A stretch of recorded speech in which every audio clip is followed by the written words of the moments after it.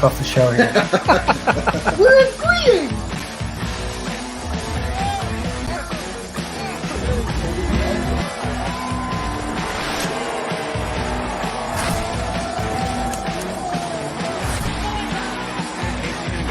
So cleaned up.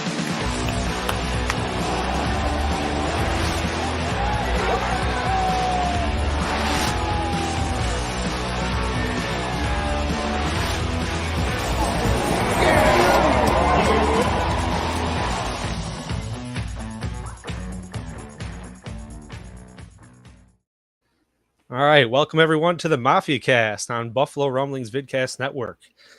This week, we're hosted by Casey and myself. Ronnie's on vacation in Tennessee this week, so we're hoping he's having a good time. Whether you're watching, listening, recorded, live, we appreciate it, everyone tuning in. And this week, we have a guest on the show, John McNeil, with Game On, video games and sports memorabilia. John, welcome to the show. Thank you. Thanks for having me. How's things? Pretty good. Looking good. forward to the start of the season. Yeah, we all are anxiously waiting. Getting a little slow out there in the news cycle world. Yeah. That's for sure. So, John, we met you last Friday at a Stevie Johnson signing event. Just tell us just how you got started in all of this, like when you started, how you got started, tell us your story. Well, let's see here. I started collecting in 1983, and as a kid, was big into the cards. Not so much the autograph stuff, but definitely the cards. Always chased after Bills cards, after Red Sox cards. And then right around 1999, I hopped onto eBay and started playing around with that a little bit, doing a little buying and a little selling. A few years after that, I got a spot inside a little antique co-op. So had a little 10 by 10 area and set some of my stuff out there. And I was working full time at Rite Aid at the time. And I take week-long vacations and try to spend that week on eBay and see, how much money I could make in a week. And, if it was something I could live off of and, or at least pay the bills. And so ended up doing that for a while. And then it got to a point 12 years ago, I had enough of the retail world and threw my keys on the desk. And 2 weeks later, I was a free man. But at that point, I kind of wondered what I was going to do. And this was always a passion of mine. So I figured I'd give it a shot. Opened up my first store in Rochester, New York in 2011. And currently my son runs that one. And I've opened one up in Hamburg about 15 minutes from the stadium. Opened that last year. That's awesome. Yeah, that's so cool. The fact that you turned like a childhood hobby into your income, into your career. That's living the American dream right there. So that's kudos to you. Yeah. Big time. And it's funny because when I was at Rite Aid, I'd be working 50, 60, sometimes 70 hours a week and was miserable. And since I left there, I still do 50, 60, 70 hours a week, but it's a completely different mindset. Yeah. All on your time though, not for someone else. It's on my time. It's something I love to do. Getting to meet some of the players is fantastic. Connecting with other Bills fans, or if I've got, a Dolphins fan or a Patriots fan that comes in the store, just ripping on them a little bit and, having that little banter back and forth. I love it. Yeah. Yeah. That's awesome. That's so cool. So speaking of the players, tell us how you got hooked up with, how you got started doing these autograph signings and pop-ups. So let's see here. The first one that I did was actually Scott Norwood. Oh, that's awesome. 2012. And what a great guy. You just I think everybody kind of severely disliked him for, a couple weeks, a couple months back in the early Yeah. 90s. But fantastic guy. Just very down to earth, very mellow. I met him at a card show and got talking to him, told him that I had the store, asked him if he'd be interested in coming out and doing a signing. And, he was all for it. So he was the first one.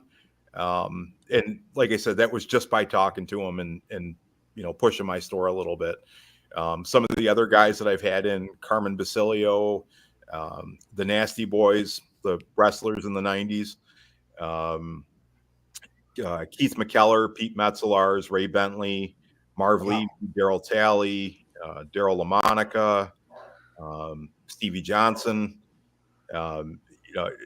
All these guys have basically been through connections that I've made, over the years. And, it's kind of one thing will lead to another. I've talked with Stevie about possibly bringing in some of his former teammates. So we'll see how that goes. And you just kind of network and work with what you got and see who you can get in touch with, right? Yeah, absolutely. So you mentioned like some other names, like not all football related, right? You have all sorts of, and it's not, I mean, I was blown away. We walked in the store, all the Bills stuff in there, but not just that, all the other teams and other sports stuff too, besides football, things you wouldn't think about, boxing, things like that. Baseball, they had your wrestling like as well. Yeah, right. Yep. Yeah. I mean, I try to carry a little bit of everything. Obviously because of the territory that we're in, Bills is huge. Yankees is huge for baseball. Unfortunately, just breaks my heart. Hey, man, I'm there with you. Yeah. Right. But, and even, I mean, I get a decent amount of hockey people in. I have a feeling in the next couple of years, it's going to pick up even more just because the Sabres seem to be on the right track and doing a little bit more. So, yeah, I try to round it out and carry at least a little bit of everything. Now, I know the Bandits just won the championship. Yep. So is that going to be something that you're going to think you're going to be picking up on a little bit more? Possibly. I know some of my competitors in the area have gone through and had some Bandits players in there signing autographs. I enjoy lacrosse. I'm just not a huge lacrosse guy. If I get people coming in asking for the stuff, I'll definitely start carrying it and, possibly see about getting a player or two in there to do an autograph appearance. That's awesome. Cool, yeah. I mean, cool. We're from the lacrosse region, so it's funny that we're not like that. There's people that are like, oh yeah, I enjoy it, but it's just, it's not really my thing. And then you go 20 minutes away from my house and it's lacrosse. It's where lacrosse was absolutely invented. So it's really funny that's like kind of the one sport in our region and people half care about it, I guess. Yeah. Right. It really is like 50-50. Either love it or you just don't care at all. Yeah. I enjoy watching it. I mean, it's very fast paced and exciting. Yeah. It's basically hockey without the fights. So, I like it. It's just I haven't put enough time into it to go through and follow either Buffalo or Rochester or whoever, You are quite a busy guy, I will say that. So I can't blame you for having a bit of a full schedule. Yeah. So my last question for you is, out of your entire store and your personal collection, what's your favorite item that you have for sale, or something that you're not necessarily willing to sell because it's that near and dear to your heart? Maybe any iconic ones from the past too that you might have had. Yeah. There's been some pieces that I've really kicked myself for selling. God, I think the one item that I have right now that I'll probably never get rid of is an original stadium seat from Fenway Park. I've gone through and managed to, over the years, add 17 signatures to it of former Red Sox players. That's cool. That's awesome. That's one of those things that I'll never get rid of. No. as far as like what I have for sale, like I'm not a Pokemon guy. I'm a sports guy. My son is more into the Pokemon stuff. I got a pretty couple cool Charizard cards. Right. That I mean, they're not huge money, but they're just I don't know. That was the card you wanted, Yeah. back in the day when we were growing up. Oh, absolutely. Everybody wanted one of Everyone needed those. Yeah, and a lot of people will come into the store, like especially the sports card collectors will come in and they'll be like, hey, I don't get the whole Pokemon thing, and I don't know why people spend so much money on this stuff. And I'm like, look, Charizard, Pikachu, Snorlax, whoever it is not going to beat their wife. They're not going to go out and get on a banger and wreck their car. Yeah, they're not going to do what a certain wide receiver apparently is being investigated for right now down in the town called South Beach. Yep. Oh man. Yep. We won't speak any names or any teams or anything, but yeah, you certainly won't see Jigglypuff packing heat. Right. And, Yeah. Absolutely. Oh, a little something for everybody, though. Yeah.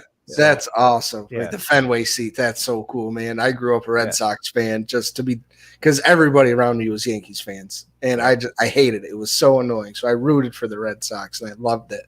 So for you to have an original seat from Fenway, that's really impressive. That's really cool. So how many places did you have to go to get 17 signatures on it? Not that many, really. No. Because the Rochester Red Wings bring in former players every year. Okay, yeah. I've gotten a few at the stadium there. I took one trek out to Massachusetts, and there was a show with Fred Lynn and Dwight Evans and Bill Lee. There was a couple other ones there. So I mean, like that spot, I went through and got 5, 6, 7 signatures right there.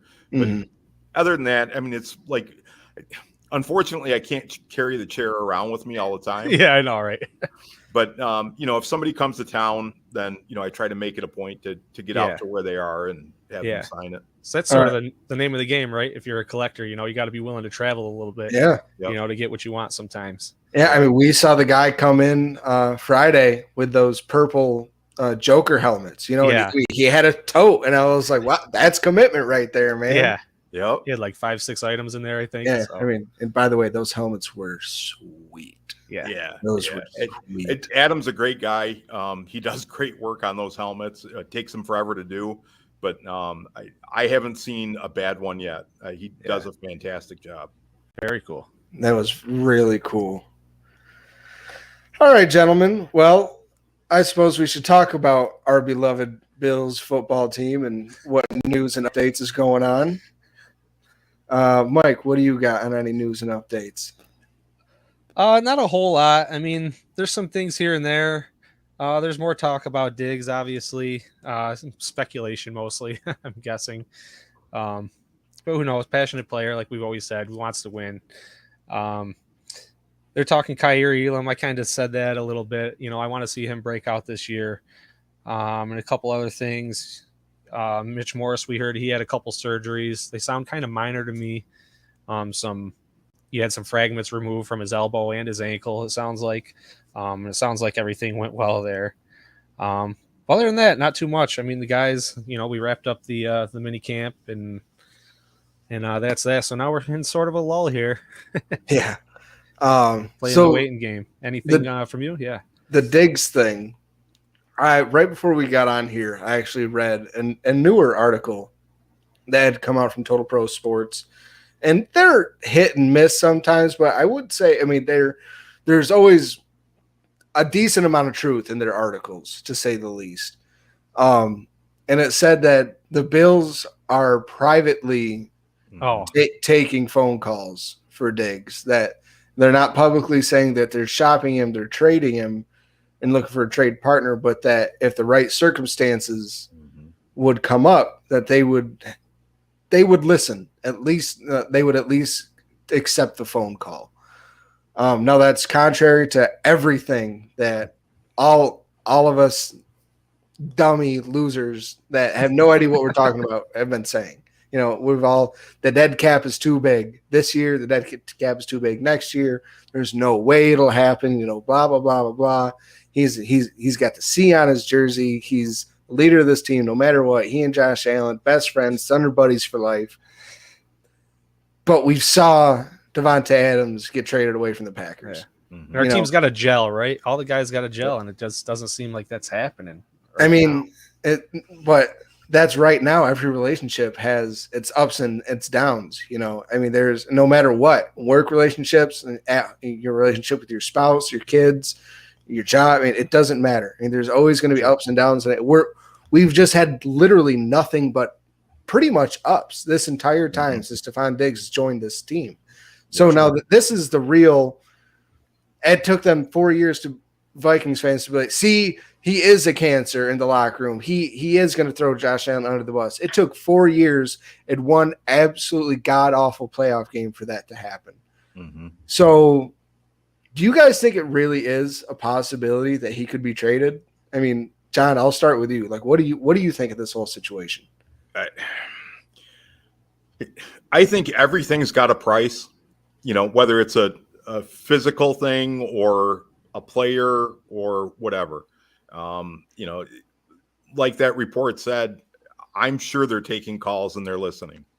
But I think at the end of the day, it's going to have to be something that makes sense for Buffalo. They're not going to go through and get rid of them just to get rid of them. There's going to be something big in return. There's going to be, somebody eating his salary, and it wouldn't be Buffalo. Mike, what do you think? What's your opinion? I'd like to think not. I love what we got going on. I think it's a great thing. Maybe he didn't get the ball as much as he wanted, or they talk about voice in the play calling and this and that. I really want to think we're just going to work through this.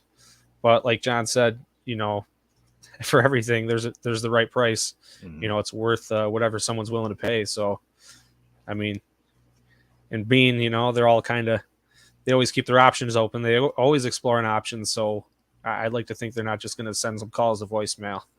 Yeah. Dean's always said, I will take any phone call that is given to me. Yeah.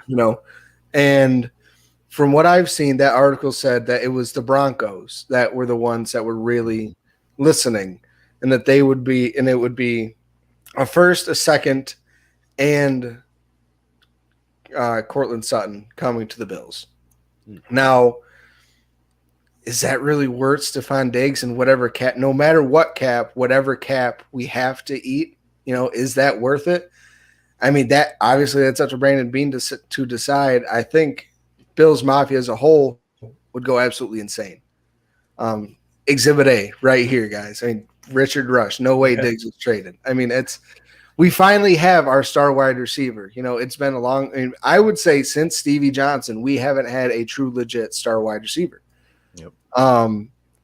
We finally have him. And he's not just, Stevie, this is no offense. He's not, just a top 12 receiver. He is top 3 in my opinion in the league, and number 1 in route running, no doubt about it. So for us to give up something like that, it would sting so much. Mm-hmm. It's just the same way it felt with us losing Tremaine Edmonds this year. Yeah. It hurt so much, a homegrown player. I understand we're Diggs' second team, but it feels like this is where he started. This is where he really blossomed. So to give it away, I think it would just hurt Bills Mafia so much. But coming from a card collector, like you said, everything has its price. True. Yeah, and don't get me wrong. God, I hope he stays. I hope everything works out and everything. But without him, we don't have a number 1. We don't have a number 2. I don't know if we really have anybody that could step up to even be a number 2. So right. We'd be having to get a number 1 in return. Or something. Yep. Like so. So that's. Or else we'd be shooting ourselves in the foot, right? Yep. That leads me to a question. So what's your opinion on Gabe Davis then, if you say we don't even have a number 2? I love playoff Gabe. I really do. Everybody loves playoff Gabe. Yeah, he's got to be more consistent, and I understand. I mean, Josh can't, throw to Gabe every down. Can't throw to Diggs every down. He's got to be able to spread the ball out a little bit more.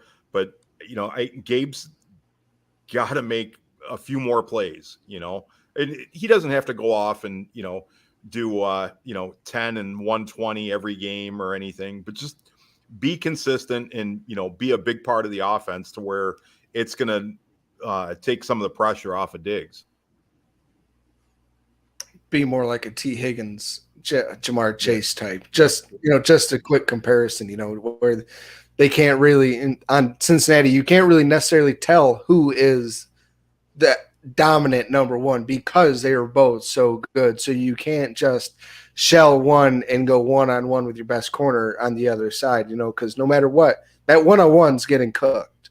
And that doesn't always happen with Gabe Davis. We saw that's exactly how the Jets beat us last year. They shelled Stephon Diggs. They put Sauce Gardner on Gabe Davis and shut down the passing game.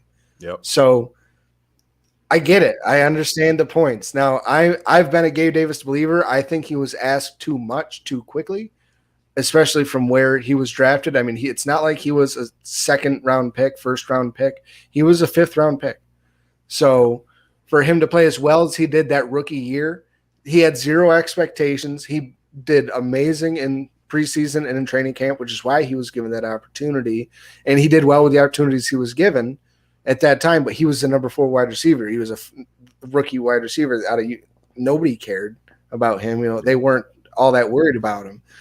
And then the second year, all right, he was kind of 2A, 2B with Emmanuel Sanders, and he did seem like he took a step. He was more refined as a route runner. He was just a little bit better of a player overall. And then it seemed like last year he was that same player he was in the second year, but just got more opportunity. He didn't do more with the opportunity. He did the exact same with just more opportunity. So it was just, it's just the inflation numbers, this balloon, like his targets ballooned. So all the rest of his numbers ballooned. So I think we would all like to see Gabe Davis play better and be a little bit more dominant on the other side of the ball. But it's going to be a big year for him. I'm really curious to see what this offense is going to look like this year with him, and if he's going to be around the following year. Yeah, I think it probably all depends on what happens this year. And I'm kind of excited to see what McDermott's got planned for Kincaid and Knox, and then you've got Gabe in there and you got Diggs. I mean, that could potentially be 4 really good threats, and you can confuse a lot of people. If Kincaid's as good as he's been said to be. Von Miller said he's incredible. So I think Von Miller knows a little bit more about football than I do. So I'm going to take his and me word for it. Yeah. Hey man, I don't know your entire backstory. Maybe you were in the NFL and just haven't told anybody. Yeah. So Chuck here says that Diggs can be replaced, that because he got John Brown 1,000 yards plus, Diggs is also 30. His prime is about to be over. Yes, he got John Brown 1,000 yards, but Stephon Diggs also. Josh Allen also was starting to come into his own.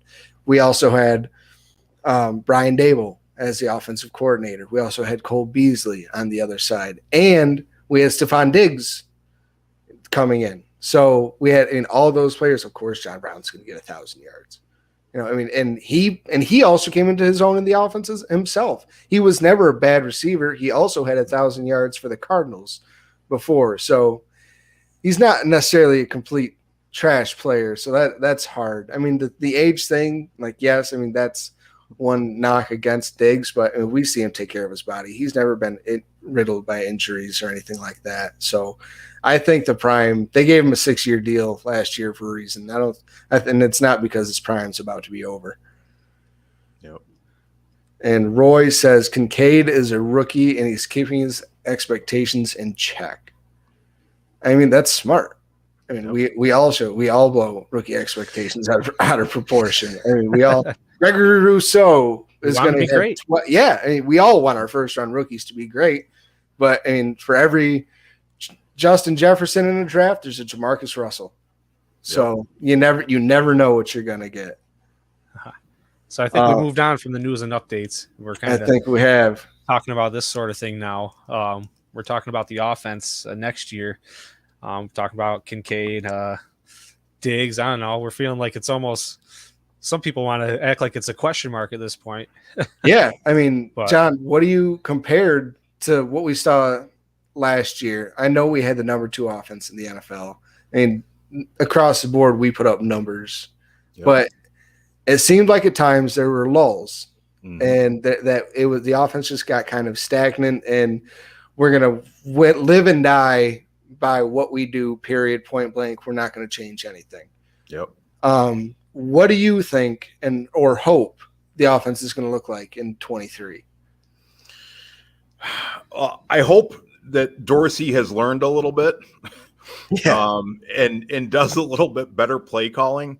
The first couple of weeks last year, I mean, we were just rolling. I mean, it was almost like a Madden game, and I think we all got to the point of, oh, this is going to be easy. We're going to blow through the season, and then we'll face the Bengals, the Chiefs, whoever. And, ultimately we're going to get to the Super Bowl. But teams had us figured out real quick. I mean, it only took a few weeks last year. So I'm hoping that Dorsey does a little bit better play calling. I'm not worried about Josh. I'm not worried about the Diggs situation. I think that's all going to end up playing out fine. And, there's not going to be any issues there. I hope Kincaid is better than a rookie. Yeah. I hope Knox kind of comes back to what he was 2 years ago.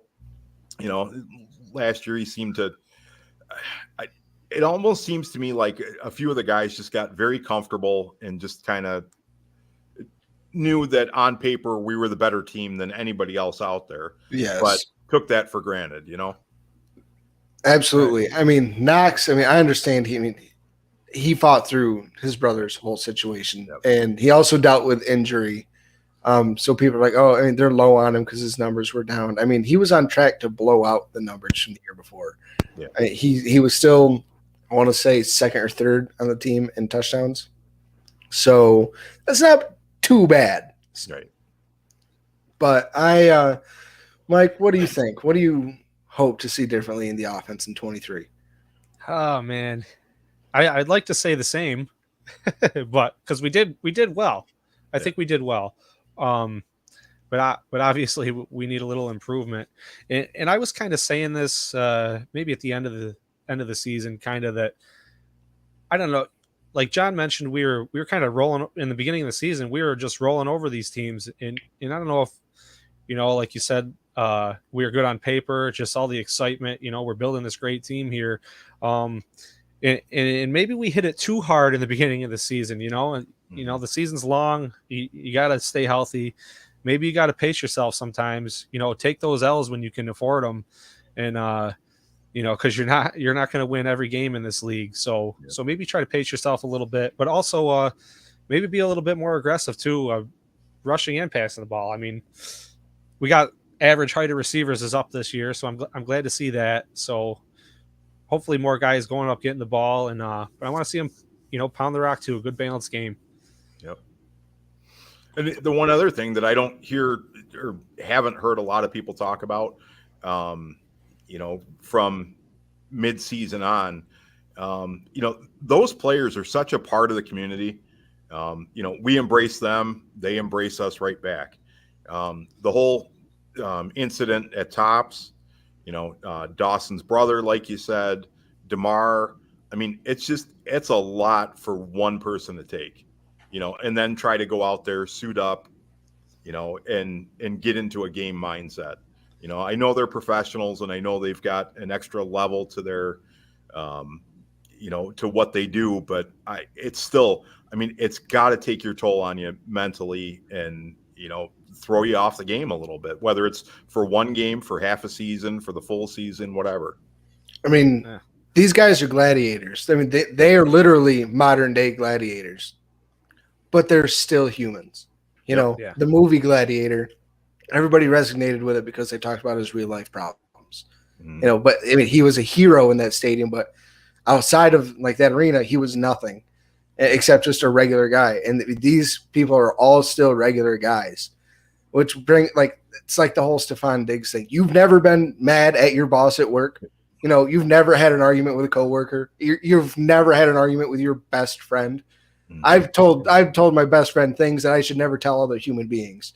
Like and called him bad. Like said though, like things happen. These guys are still humans. So last year just like wore on them. And it wore on like Bill's Mafia, you know, Yeah. as us, you know, and we weren't even playing. We were just rooting for them. Like, yeah, go team, but damn, we're tired. Mhm. You know, so imagine how those guys actually felt. Yeah. So that Crazy. brings another point up. You know, other than the offense and defense, you know, Bills Mafia, I know we go back and forth sometimes. If we could all kind of be tighter this year, you know, I mean, last year kind of brought us together a little bit Mhm. with the drama and all that, you know, kind of stuff going on. But we could always be doing a lot better, you know, Yeah. This getting behind offseason, these players, stop tearing people down, you know, and, you know, Yep. just root for our team.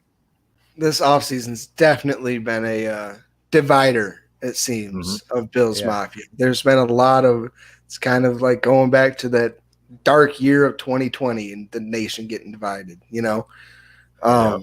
But this is like this offseason has just been absolutely crazy. And it's the first rough offseason, like I said, we've had since we've gotten good again. So it's my first one in my life. I was born in 95, so this is the first good Bills team I've really ever seen. And for all this bickering to come out, I'm like, this is all so dumb. Like none of it matters. Like the fans and the media care about it way more than the players, the coaches. You know, they're like because they know what's actually going on. Nothing is as big as a deal as people want to make it out to be. People just like to be heard and like to get clicks. Yeah, and I give McDermott so much credit for every situation that he's been in with this team. Like I've just got so much respect for the guy. And I think canceling that last day of mini camp was the right move to do 100%. And just, you know, let's take a step back, get the media out of this. You know, Yeah. it's getting, like you said, you know, blown out of proportion, and it's more than what it really is. You know, let's just cool off for now, and then we'll go into camp and with a new attitude. Agreed. The new ad. Absolutely. This, hey, everybody go hang at a lake, go on a boat, go have a drink, and I'll see you and see you at the end of July. You know, just everybody needed space to breathe, which Yeah. is why I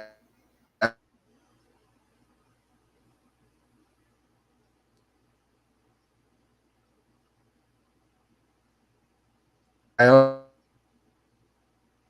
know what you're seeing, John. I'm kind of froze up on my end. Yeah, both Casey you guys froze up a froze little there bit. for a second, but It looks like Casey's still locked down to me. yep. Yeah. Well, while you tries to figure that out, we'll talk a little more about this. So we talked about the offense a little bit. The defense, obviously, we want to see a little bit of different stuff there. I mean, 13 seconds, that was horrible. We always keep going back to that. But what do you think about this defense coming up this year? What do you want to see from them? I just want them to stay healthy. You know, Yeah. I mean, between, you know, Miller and DeMar and Hyde and Poyer, everybody was so banged up at one point or another, or, you know, with Miller missing, you know, the better part of the season. I think if they can stay healthy, we're going to have a number one defense. Yeah, true that. I would love to see that this year. Anything else? Play calling, style of defense. I mean, obviously we got some different players in there. Do you see any of these new players having roles in this defense this year? I love the signing of Floyd. Yeah. I think that was just huge. I'm hoping Terrell Bernard has a big year. I think he's going to have a bigger role. As far as the play calling last year, I think we were okay. We didn't. If we had been, and I hate to say this, but if we had been healthy, I mean, we would have rolled pretty good.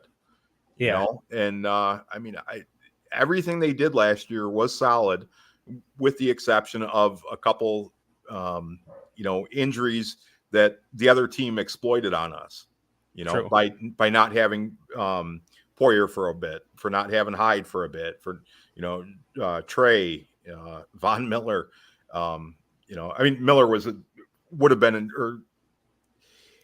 we had that issue before Miller got there. So, I'm not going through and blaming it on his injury or anything, but it was definitely a huge loss. And man, how tough is that with, like, when there's not much contact and guys go down, it's like, oh no, you start thinking the worst. And that's definitely not what we wanted to hear. But you said, like, the signing of Floyd, I feel like that's a little reassurance, because at that point we lost Miller last year. We were sort of at a loss. We're like, man, this, we got to fill this position. Not that we don't have guys that can play that position and play it well, but that was a huge hit. And I like to see that we got a little more depth there at that position. As far as play calling in that, I mean, I guess I'd like to see, maybe some more aggressiveness, more blitzes, just send it sometimes. I know, because we end up, you're going to get scored on anyways. If you're doing bend don't break, and you're just giving too much, and they eventually end up getting there. Why not just send the house at them, and make them make some quick decisions. So maybe I'm thinking a little bit of different stuff there. As far as the defense goes. You're right. And if you go back and, the last few years, especially, look at all the times that, like you said, the bend don't break. We'll give up 5, 7, 10-yard little routes, and, they just keep doing it and marching down the field and score. And, that's the end of it. Yeah. Where, on the flip side of the ball, we don't do that. A lot of times, and Josh has got the cannon. So, I'd probably do the same thing, but, sometimes you just need to take those short little gimmies and just move down the field with it. If that's all you're getting. And it's how a lot of teams exploited us last year. Yeah. You're not going to hit the home run every time, So yeah, definitely got to mix it up. So anything else as far as offense, defense, Bills Mafia, anything different next year? I want to say one more thing. I want to see Diggs not upset at the end of the year. Let's see if we could do that. I think that's all I have to add on. Yeah, no, I agree. And I don't think it's going to be his attitude that changes. I think the only thing that's going to happen is, we're going to make a nice, long, deep run into the playoffs to where he's going to be happy. Yeah. Look at Roy Collins here. He's saying if Cook can get 1,000 yards, that'll help. Oh, yeah. I guess it sure would. Yeah. I'd love to see a guy like Cook break out. It's been a while since we had a solid running game. Yeah. Well, we got all these guys now in the backfield too. We kind of stacked them up there. And it brings up another point that I've been saying this for a while now. The versatility, the wide variety. We've added a little variety to the talent field of this team this offseason too. And I want to see us sort of break down these other teams, not sort of play to their level, but really, really kind of pick them apart and put players in positions and get a game plan, unique to each team, and, just tear them apart, when we gotta and handle business, like Stevie says, have fun, then handle biz. Exactly. Yeah. HBHF. Yeah. That was cool. I got that on where is it over here? The picture. I had him put that on there. Little inspirational, So I think that's it for offense, defense. We could ask Casey again. He gets back on here. This is a point, this topic here, something that struck me this week watching NFL Network in the morning.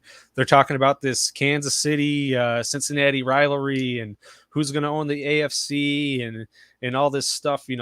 Cincinnati quarterback and wide receivers are gelling, and Patrick Mahomes is the greatest. And it's kind of it's still humbling being a Bills fan, even though we're the greatest this team has been in a long time. Yeah. Yep. I don't know. It's just I don't know what it is. Is it because we're just a blue collar town? Why do you think they're just kind of throwing shade at us, or do you think it really is Cincinnati and in Kansas City that are the top two teams in the AFC? I don't think so. I mean, I don't get me wrong. Mahomes is a phenomenal quarterback. I think Burrow's the real deal. He's going to be a force to reckon with for years to come. I love Herbert in San Diego. They don't get talked about that much. But at the end of the day, I honestly believe, and I don't think I'm just saying this because I'm a Bills fan. I think we have the best quarterback. Yeah. And on paper, we're better than any team. We just got to get everything, all our ducks in a row, all at once and run it for a full season. Right. He's back. Oh my God. Welcome back, Casey. I don't know what happened. My laptop just completely turned off and now it just won't turn back on. I don't know what's going on. Overheated or something, maybe. Yeah, maybe. Can you guys hear me okay? Everything we fine? hear you, but there's a little, I don't know if there's a little echo or a little bit of static. But yeah, we hear you. This is doable, I think. Gotcha. So we wrapped up the offense and defense. We were talking about that a little bit. I didn't know if you had anything to add in there before we went on to the AFC talk here.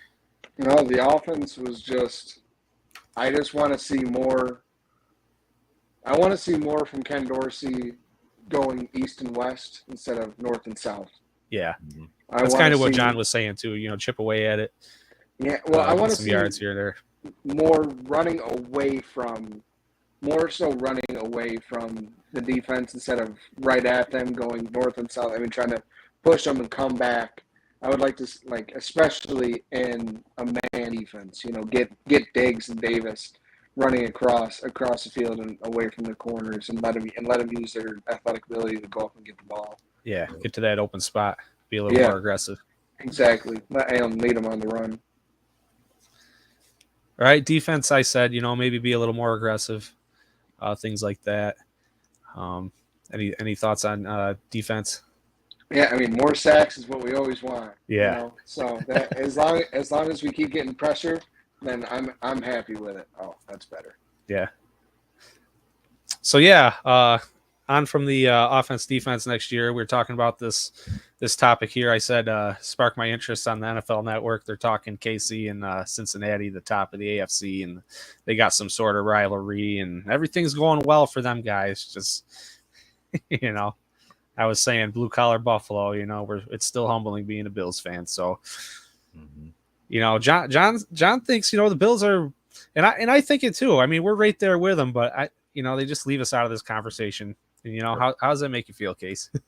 I think if we weren't having the off season, we were having drama wise, it would just be, we would still be right there. Where everybody's like, oh, the narrative is the Bills are imploding, basically. Yeah. We're gonna have the fall like the Rams and the Titans did, and a team with Josh Allen will never be what the Rams were last year. Yeah. I mean, I understand that they had a lot of injuries. They lost a lot of players to retirement and free agency after that Super Bowl, but Matt Stafford is not as good as Josh Allen. I'm sorry. Even in his prime, I think just prime to prime, Josh Allen is more talented. Yeah. Than Matthew Stafford. So the Bills are still right there. I don't care what anybody says. I mean, the outside narrative, I think it's good for Sean McDermott and Josh Allen. It just gives them they're one of those guys, they love the chip on the shoulder, and the national media and the rest of the NFL is just building it right up for them. So let's see what they do, being left for dead, basically. Yeah. So I want to throw this out there. They're saying how well they're gelling in Cincinnati and all this stuff. But I just want to throw this out there. Rather have drama now then later in the season when it's really important, hopefully we get our stuff together. And I would hate to see something, happen with our opponents there, KC or Cincinnati. Well, so I mean, just drama-wise, T. Higgins is in a contract year. I mean, this is his last year of his rookie deal. Yep. And he wants to get paid. And they're about to have to pay Joe Burrow. I mean, he's going to reset the quarterback market again. There's no doubt about that. So they're going to have to sign Joe Burrow this year, T. Higgins this year, and then Jamar Chase next year.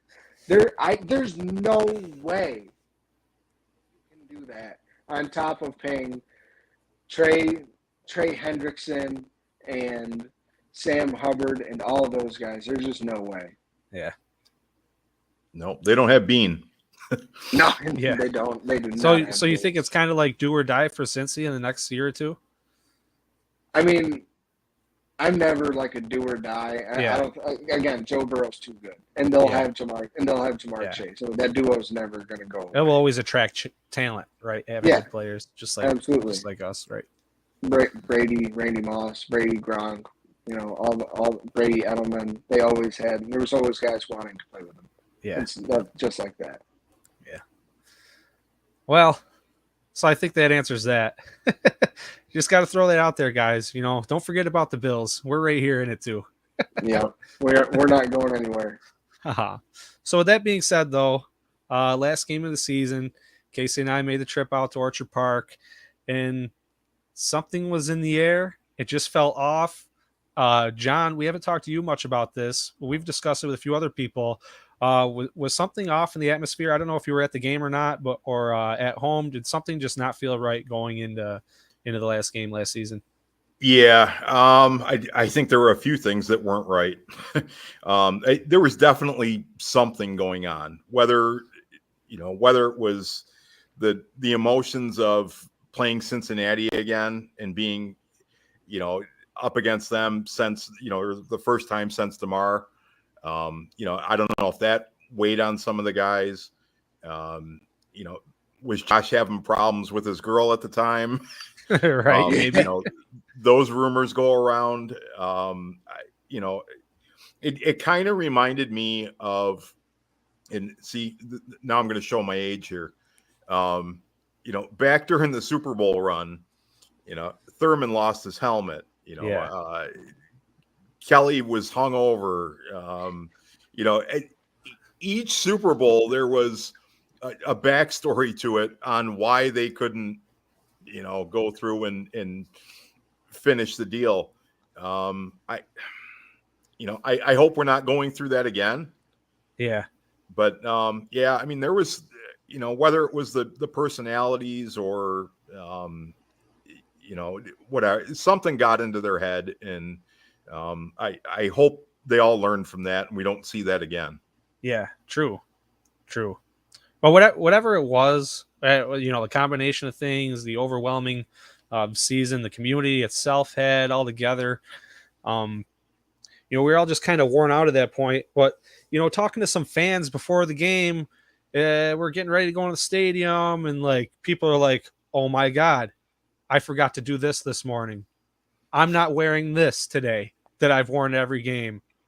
What? And it wasn't just like there was a lot of people, and if anyone's watching wants to comment, there was a lot of people saying things like that. Like, I don't know, we were all just kind of off our game right there and then. It's true. It's 100% true. And it was very annoying. Even Mike and I, like, we had one tradition that we forgot to do walking into the stadium, and I was like, don't worry. I was like, don't worry about it. Yeah. I was like, how important are the fans? It's just the fans. But I mean, some people are really superstitious. Yep. But even whether you are or you're not, it's just, there's definitely some weird stuff in the air there.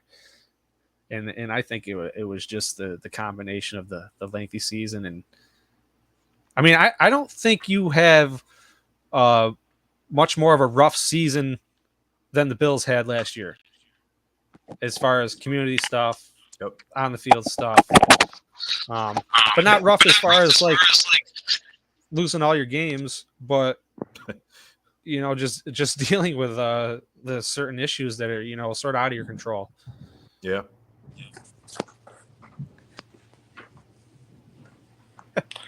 Hold on, everybody. I'm switching back to my laptop now. I only got about 10 minutes left. Dan, I apologize for this.